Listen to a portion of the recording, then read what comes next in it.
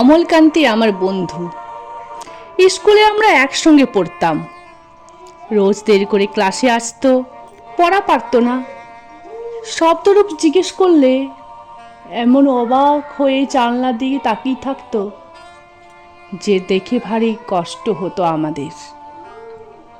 আমরা কেউ মাস্টার হতে চেয়েছিলাম, কেউ ডাক্তার, কেউ উকিল। অমলকান্তি সেসব কিচ্ছু হতে চায়নি। সে রোদ্দুর হতে চেয়েছিল। ক্ষান্ত বর্ষণ, কাক ডাকা বিকেলের সেই লাজুক রোদ্দুর, যা আমার জামরুলের পাতায় যেন কি অল্প একটু হাসির মতো লেগে থাকে। আমরা কেউ মাস্টার হয়েছি, কেউ ডাক্তার, কেউ উকিল। অমলকান্তি রোদ্দুর হতে পারেনি। সে এখন অন্ধকার একটা ছাপাখানায় কাজ করে। মাঝে মাঝে আমার সঙ্গে দেখা করতে আসে, চা খায়, এটা ওটা গল্প করে, তারপর বলে, উঠি তাহলে। আমি ওকে দরজা পর্যন্ত এগিয়ে দিয়ে আসি।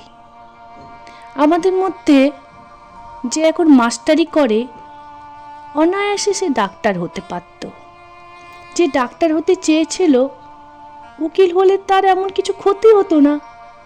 অথচ সকলেরই ইচ্ছে পূরণ হলো এক অমলকান্তি ছাড়া।